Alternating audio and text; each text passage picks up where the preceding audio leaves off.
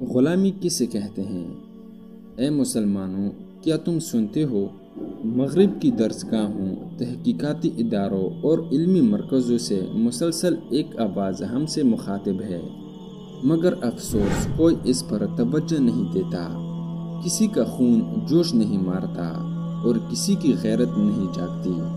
یہ آواز کہتی ہے، اے مسلمانوں، اے ہمارے غلاموں، سنو، تمہارے اقبال کی دن گزر گئی، تمہارے علم کی کنویں سوکھ گئی اور تمہارے اقتدار کا سورج ڈوب گیا۔ اب تمہیں حکمرانی اور سلطانی سے کیا واسطہ؟ تمہاری بازو اب شل ہو گئی اور تمہاری تلواریں زنگ آلود۔ اب ہم تمہارے آقا ہیں اور تم سب ہمارے غلام ہو۔ دیکھو، ہم نے سر سے پاؤں تک کیسا تمہیں اپنی غلامی کے سانچے میں ڈالا ہے۔ ہمارا لباس پہن کر اور ہماری زبان بول کر اور ہمارے طور طریقے اختیار کر کے تمہارے سر فخر سے بلند ہو جاتے ہیں۔ تمہارے چھوٹے چھوٹے معصوم بچے جب ہمارا قومی نشان اور مذہبی شعار ٹائی لگا کر اسکول جاتے ہیں تو اس لباس کو دیکھ کر کیسے تمہارا دل خوش ہوتا ہے۔ ہم بے وقوف نہیں تھے، ہم تمہارے دل و دماغ کو اپنا غلام بنا چکے تھے۔ اب تم ہماری آنکھوں سے دیکھتے ہو، ہمارے کانوں سے سنتے ہو اور ہمارے دماغ سے سوچتے ہو۔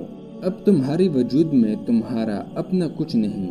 اب تم ہر شعبۂ زندگی میں ہمارے محتاج ہو۔ تمہارے گھروں میں ہمارے طور طریقے ہیں، تمہارے دماغوں میں ہمارے افکار ہیں، تمہاری اسکولوں اور کالجوں میں ہمارا مرتب کیا ہوا نصاب ہے، تمہارے بازاروں میں ہمارا سامان ہے اور تمہاری جیبوں میں ہمارا سکہ ہے۔ تمہارے سکے کو ہم پہلے ہی مٹی کر چکے ہیں۔ تم ہمارے حکم سے کیسے سرتابی کر سکتے ہو؟ تم اربوں اور کروڑوں روپے کے ہمارے قرضدار ہو۔ تمہاری معیشت ہمارے قبضے میں ہے، تمہاری منڈیاں ہمارے رحم و کرم پر ہیں اور تمہارے سارے تجارتی ادارے صبح اٹھتی ہی ہمارے سکے کو سلام کرتے ہیں۔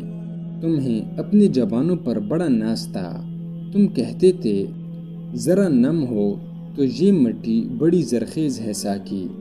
تو سنو، اس زرخیز زمین کو ہم نے ہیروئن بھرے سگریٹ، شہوت انگیز تصویروں، ہیجان خیز زنا کے مناظر سے لبریز فلمیں اور ہوس زر کا آب شور شامل کر کے بنجر کر دیا ہے۔ تمہیں اپنی افواج پر بھی بڑا گھمنڈ تھا۔ اب جاؤ، اپنی فوج کے اسلحہ خانوں کو دیکھو۔ اگر ہم ہاتھ روک لیں تو تمہارا سارا نظام درہم برہم ہو جائے۔ اب تم بغیر ہم سے اجازت لیے کسی پر فوج کشی نہیں کر سکتے۔ بوسنیا اور عراق کے حشر کو ہمیشہ یاد رکھنا۔ جاؤ، اب عافیت اسی میں ہے کہ جو طرز حیات اور طرز حکومت ہم نے تمہیں سکھایا ہے اس سے سرمنہ انحراف نہ کرنا۔ خبردار، ہماری غلامی سے نکلنے کی کوشش نہ کرنا، اور ہمیں امید بھی یہی ہے کہ تم برسوں تک ایسا نہ کر سکو گے، کیونکہ جتنے اس کوشش کے محرکات ہو سکتے تھے، یعنی ایمان کی پختگی، جوش جہاد، بالغ نظری، غیرت دین، وہ سب ہم نے تمہارے دانشوروں، مفکروں اور عالموں سے دنیا کے چند عیاشی چیزیں دیکھ کر خرید لیے ہیں۔ ہم نے تمہاری عورتوں کو ٹی وی کے ذریعے بے حیائی کی ترغیب دے کر، سنگار و آرائش، حسن کا بہترین سامان دے کر ان کی چادر اتروا دی ہے، اور تمہارے مردوں کو عریاں اور فحش فلمیں دکھا کر ان کی مردانگی کی جڑ کاٹ دی ہے۔ اب تمہارے یہاں کوئی خالد، کوئی طارق، کوئی صلاح الدین اور کوئی ٹیپو سلطان پیدا نہیں ہو سکتا۔